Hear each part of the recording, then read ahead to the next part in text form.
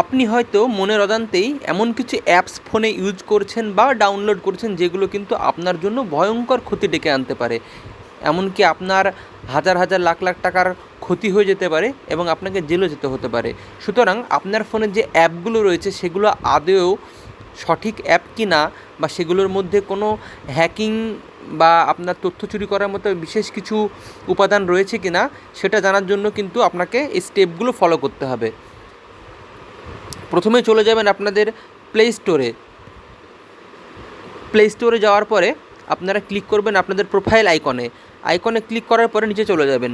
নিচে গেলেই পেয়ে যাবেন প্লে প্রোটেক্টে ক্লিক করবেন।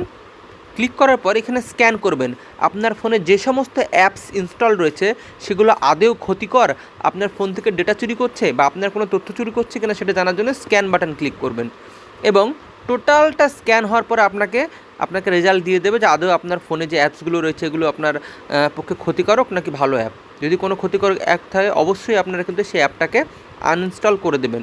আমার এখানে লেখা হচ্ছে নো হার্মফুল অ্যাপস ফাউন্ড, আপনি আপনারটা চেক করে নিন।